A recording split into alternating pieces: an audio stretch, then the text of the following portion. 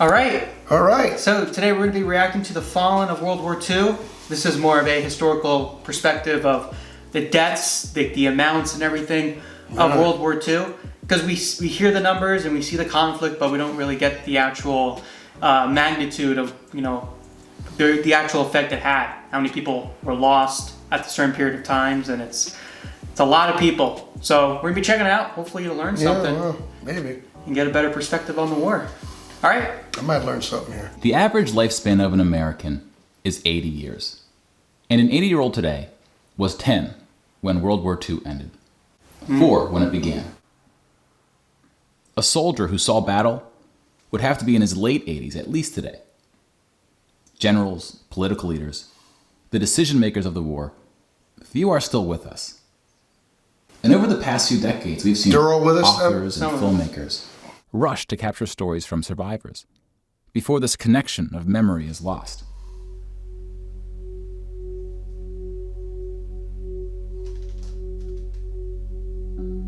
This project is not about individual war stories, and it's not about survivors. Are those death rates? We're going to tally up the tens of people millions and then they died right there, whose lives were cut short by the war. Wow. And see how these numbers stack up to other wars in history, including trends in recent conflicts. That's disturbing. It is disturbing. We'll be counting soldiers and civilians separately. Each of these figures represents 1,000 people who died. Civilians were of all walks of life, whereas military deaths were almost entirely men. The average age was about 23. Wow. In most battles, for every 1,000 soldiers killed, there were more than 1,000 who were injured. The word casualty can be confusing because in military speak, it often includes both deaths and injuries, and anything else that takes a soldier out of service. Here, we're just counting the deaths, and we'll begin with American soldiers.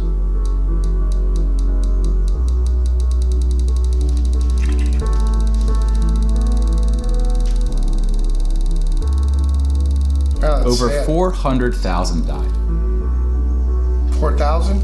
400,000. Most of the deaths occurred in the European theater, fighting the Nazis. And about a quarter were in the Pacific, fighting the Japanese. When you put them on the timeline, you see that casualties were the heaviest at the end of the war. The war began on September 1st, 1939. But the US wasn't willing to join the fight until Pearl Harbor, 2 years in. Each one of them's 1,000, right? The deaths increased drastically on D-Day, when the Allies invaded Normandy. One of the most tragic moments of the war was on D-Day at Omaha Beach, where 2,500 Americans fell. So about the same number of US soldiers died on this single beach landing as the entire 13 years of the recent war in Afghanistan. Wow. The bloodiest battle in the Pacific was Okinawa, which lasted 82 days, during which 12,500 Americans died. About 5,000 of these deaths were at sea from kamikaze attacks. Now let's look at some other countries, starting with Europe.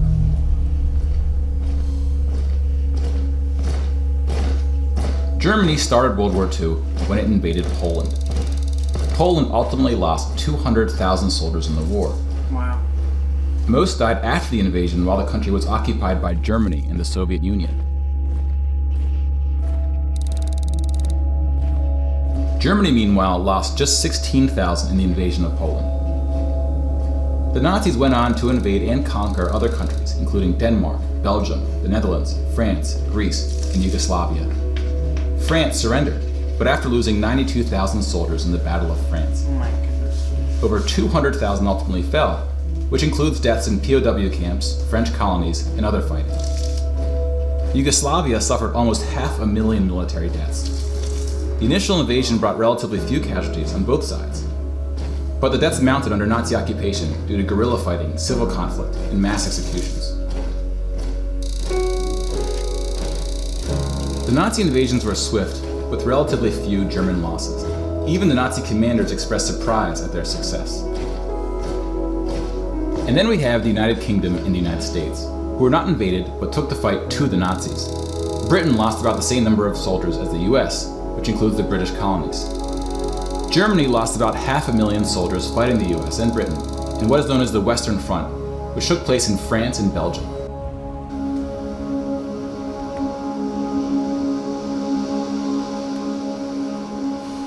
But most Nazi soldiers died in the Eastern Front.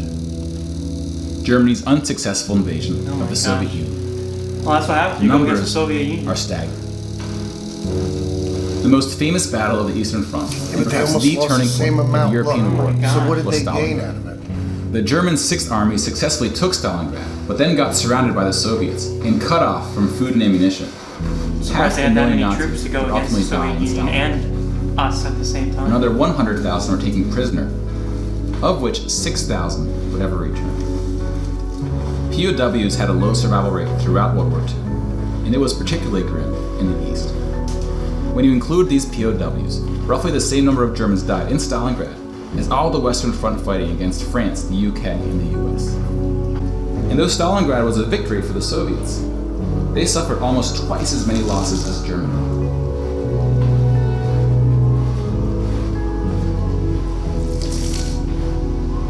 The Soviet Union would eventually defeat the once unstoppable German army, killing 2.3 million Nazi soldiers. 2.3 million people. But winning the war came at a cost. Oh my gosh. Soviet Union. That's why They'll they... give up to the end. Are you kidding me, dude? They needed that many people? Russia had a lot of people. Russia needed that many people just to kill the Germans? I guess so. So the Germans killed that many Soviet Union people for them to...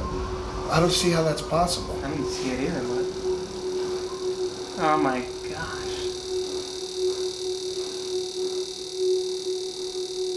No.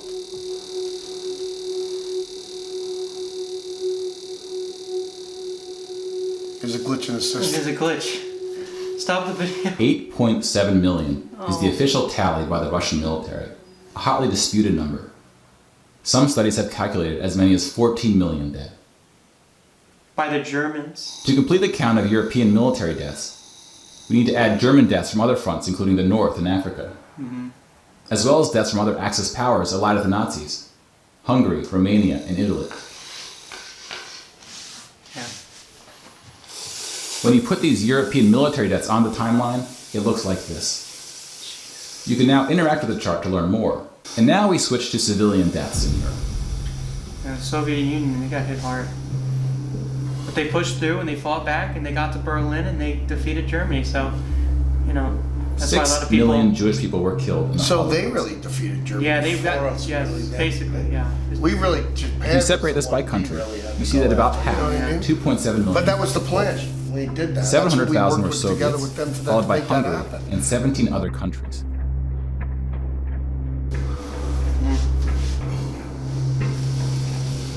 Right? Broken down another They're way, going to come about after half you of the 6 next. million So. were killed in the concentration camps. Over 1 million died in Auschwitz. Most were killed in the gas chambers. Others died from starvation, exhaustion, disease, and other forms of execution. So these are the camps, right? Civilians? The second most deadly camp was Treblinka, which was exclusively an extermination camp, Because of set Germany. up to look like a train Look station. at all these deaths. You're Mobile talking killing groups killed 1.4 20 million, 30 million deaths because of one evil, One Hitler. one guy. One crazy Yeah, but guy. those were people following. Like with the gas chambers, People Yeah. men were following. killed So you first can't just to to blame reduce the Hitler. risk of revolt. It's not Hitler. It's everyone else who's on that. Who Just like- agreed with him, too. it's All those just- who agreed Yes, with him. everyone who agreed with him. Doesn't take one man. It takes all the people with the same thinking of that one man. Yeah.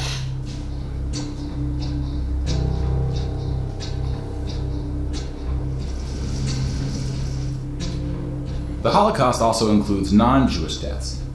Between 130,000 to 500,000 Roma, then called Gypsies, were killed. The numbers are disputed. About 250,000 people with disabilities were killed. Homosexuals, Catholics, and other groups were also exterminated, but their numbers are relatively small. Some historians compared say to other numbers, that yeah. other civilian deaths should go under the label of Crazy. Holocaust. About 2 million non-Jewish Poles were killed under German occupation. Some of which were sent to the gas chambers at Auschwitz. When you combine civilian and military deaths, over 16% of the total What is this, Polish Polish? Is that population what they died in World War II. which is the highest percentage of any country. But not the highest in total death count. The Soviet Union again tops that list, losing at least as many civilians as it did soldiers, somewhere between 10 and 20 million. A particularly dark moment for the Soviet Union was the siege of Leningrad, now St. Petersburg. German forces surrounded Leningrad before civilians could be evacuated. Supplies, including food, were cut off for 2.5 years. 1.5 million people died as a result, mostly from starvation, mostly civilians. Stalin's cruelty towards his own people is partly responsible for these numbers. He often didn't allow civilians to evacuate from cities, thinking it would cause the soldiers protecting them to fight harder. About 1 million Soviets died in Stalin's own labor camps, called the Gulag. The Gulag. Just about every country suffered civilian losses, especially countries who were invaded. While many died as a result of so-called collateral damage, the biggest numbers occurred when it was no accident. Civilians were exterminated, purposely fired upon or bombed, used as human shields, or intentionally deprived of food. The intentional killing of civilians was done by most warring parties, including the United Kingdom and the United States. The United Kingdom was spared of a land invasion, but still lost 60,000 civilians, largely from German air raids or blitzes, often directed at civilian population centers. The UK did the same to German cities at a much greater magnitude, causing about 10 times the number of deaths. But most German civilian deaths came from the ground at the late stage of the war. When the Nazi regime collapsed, civilians living in occupied regions had to desperately flee from the advancing Soviet army. Rapes were widespread, and death estimates ranged from 600,000 to 3 million. That's crazy. Let's step back and see where we are with the totals. We just counted about 20 million civilian deaths in Europe. If you add this to the European military deaths we already covered, it brings us to over 40 million. Then we have the Asian theater. Here we see the vast majority of military deaths in Asia came from China and Japan. On the civilian side, about 6 million deaths from China, Indonesia, Korea, Indochina, and the Philippines can be attributed to Japanese war crimes, which are sometimes compared to the Nazi atrocities due to the sheer scale of the cruelty. China had the second highest death count after the Soviet Union. And like the Soviets, the Chinese government demonstrated a stunning willingness to sacrifice its own people. Chinese nationalists opened the dike at the Yellow River, hoping the flood would halt the Japanese advance. 500,000 Chinese civilians or more were killed, which is 2 or 3 times the number who died in all countries in the 2004 Asian tsunamis. See, these people, China, they're cruel. See what's But the invasion of China only cost Japan 200,000 soldiers. Most were killed fighting the US and allies in the Pacific War. A significant portion of Japanese civilian deaths were caused by American firebombing and the 2 nuclear attacks. Contrary to official US statements, these airstrikes were directed at civilian populations, not military targets. When you add all the deaths outside of We're Europe, cool too in some it brings us to a No, we killed their civilians, not our own. There's a big difference. We didn't sacrifice our own. And what civilian deaths get included. Yeah, you're right. Still More people died in World War II than in any other war in history. For comparison, here are 20 or so of the very worst wars and atrocities we have on record. Some of these are more of atrocities than wars, but we've seen how that distinction can get blurry. Some of these spanned across centuries. World War II had the highest body count, and it all happened in just 6 years. It's crazy. In just 6 years, the worst conflict. The world's population has grown significantly since the earliest atrocities on this list. If you want to compare them in terms of what percentage of the world died, we can adjust the chart to look like this. This rough approximation tells us there may have been more devastating wars before World War II, proportionally speaking. Yeah, he's right there. That's right. Compared to how many people were around, that wasn't that bad. You were less than average. You were in the lower. Just seems like a lot more because there's a lot more people. Yeah. When we turn to post-war conflicts, it's hard to say anything that isn't controversial. But the data shows something quite extraordinary has been happening. In 1989, John Gaddis coined the phrase "the long peace" to to identify the absence of conflict between the nuclear powers during the Cold War. 25 years later, the Cold War is over, and the term is still being used, although its meaning may have shifted. European countries have not fought each other, except for this 10-day war in 1956 when the Soviet Union invaded Hungary. When we look at European wars before World War II, it looks like this.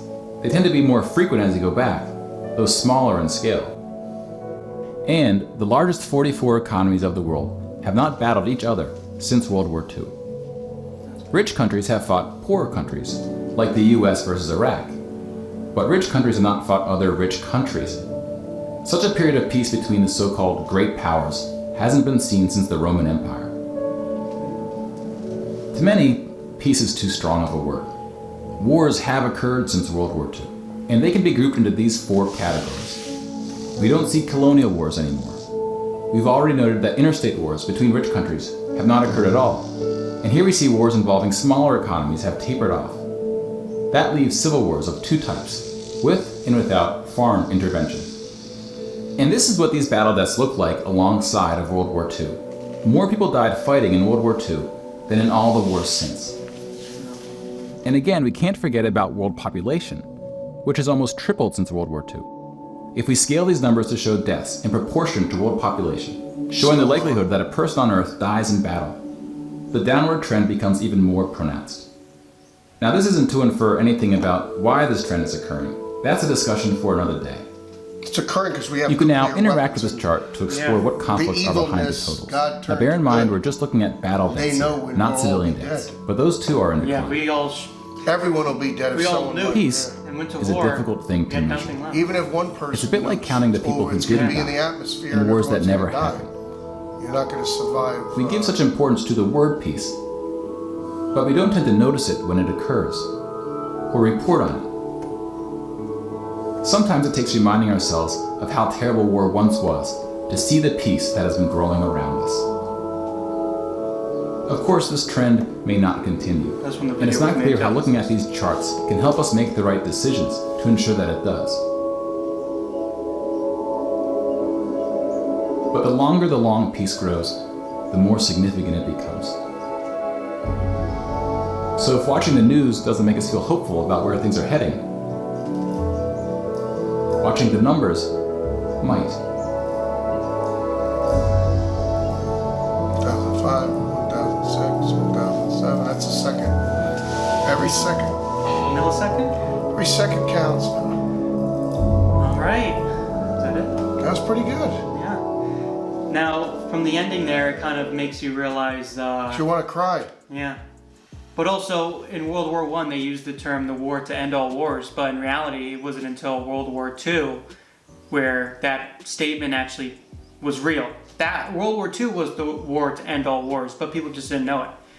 Eventually, it basically ended all war, from what we just saw at the end there, Well, the invention of the nuclear bomb, is what the really nitrogen bomb, is, and that we used it. And a way of thinking- It would have went on forever. in a positive way of thinking of the nuclear bombs being dropped, that it did, you think, That produce the peace that we have now, even though the losses were terrible from the nuclear right, bomb. because you could say you have a nuclear bomb, but if no one ever really used it on human beings, Someone might be tempted to you be might be like, throwing well, it around. yeah, we know what it does. So Everyone knows what it does. So some that- good came from a lot of the atrocities that we saw. So now we get the scale of the war, and we can appreciate what we have now that we don't have anywhere near the amount Yeah, of the war news makes it death. seem like, oh, we might go to war with Korea. And, All these other that's countries. nothing compared to what all Nothing. this stuff. All right. If you guys enjoyed the video, make sure you go down, leave a like and subscribe, and let us know what you thought in the comments, and we'll see you in the next one. Peace. Peace.